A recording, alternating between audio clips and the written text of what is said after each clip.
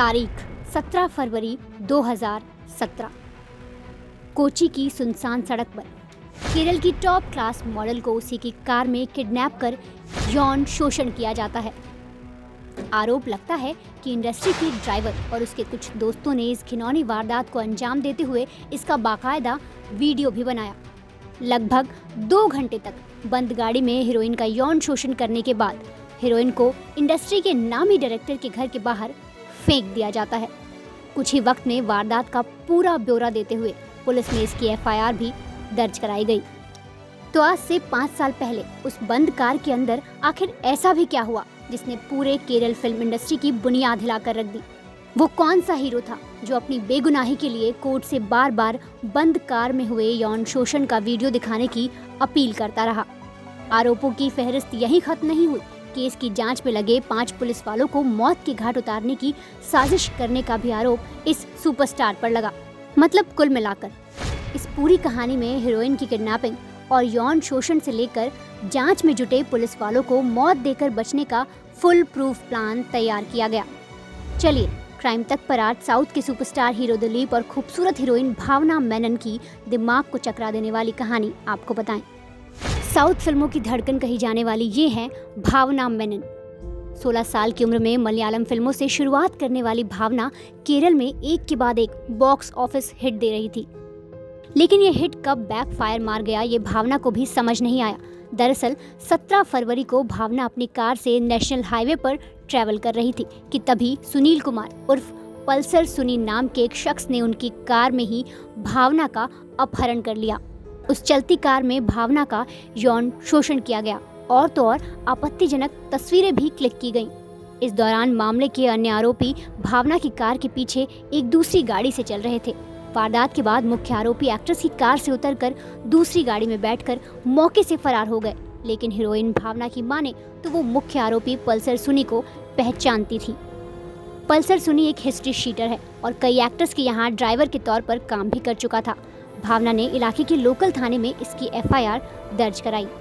अब मामला high profile था तो आनन फानन में पुलिस ने तुरंत मुख्य आरोपी के साथ बाकी के आरोपियों को भी अरेस्ट कर लिया। लेकिन मामले में नया ट्विस्ट तो तब आया जब जेल से पल्सर सुनी के साथ बंद रहे एक कैदी ने 23 जून को पुलिस को बताया कि सुनी ने क्राइम से जुड़ी कुछ डिटेल्स उसके साथ साझा की हैं। मामले की गंभीरता को देखते हुए केरल पुलिस ने एक बार फिर से इस केस को दोबारा ओपन करने का फैसला किया। जांच में 24 जून को एक चिट्ठी सामने आई जो कथित तौर पर पल्सर सुनी ने एक्टर दिलीप को भेजी थी। इस चिट्ठी में पल्सर सुनी ने लिखा कि अगर वो उस व्यक्ति का नाम बता दें जिसने उससे किडनैपिंग का काम करवाया था तो वो बच जाएगा। पल्सर ने ये भी लिखा कि एक्ट्रेस से जुड़े लोग और दिलीप के दुश्मन दोनों ही उसको संपर्क करने की कोशिश कर रहे हैं। पल्सर सुनी ने आगे ये भी लिखा कि दिलीप को कम से कम एक वकील भेजकर ये पता लगा लेना चाहिए कि जेल में पल्सर ठीक है भी या नहीं। अब आप इसे संयोग कहें या फिर कुछ और।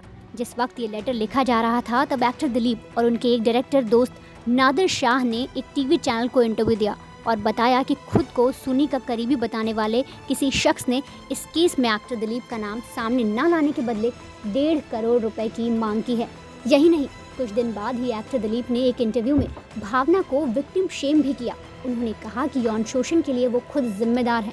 वो पल्सर सुनी को पहले से जानती थी। कहानी के जब सारे किरदार खुलकर कैमरे के सामने बयान दे रहे थे तब पुलिस ने भी इन्हें अपनी गिरफ्त में ले 13 घंटे की पूछताछ की। लगभग 5 महीने बाद यानी 10 जुलाई को पुलिस की स्पेशल टीम ने एक्टर दिलीप को गिरफ्तार किया। उन पर भावना के साथ हुई वारदात की साजिश रचने का आरोप लगा। बताया गया कि भावना मेनन दिलीप की पूर्व पत्नी मंजू वारियर की दोस्त थी।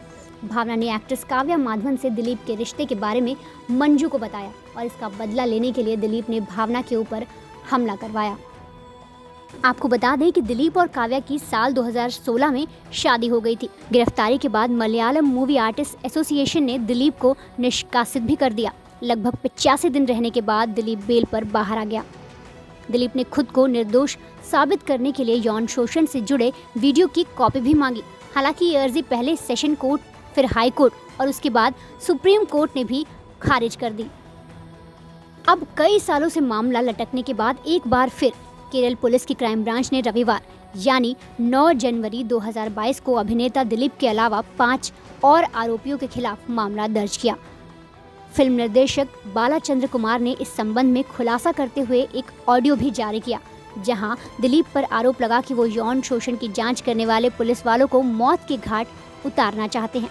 इसके बाद दिलीप पर पुलिस अधिकारियों की हत्या की साजिश रचने का मामला भी दर्ज हो गया।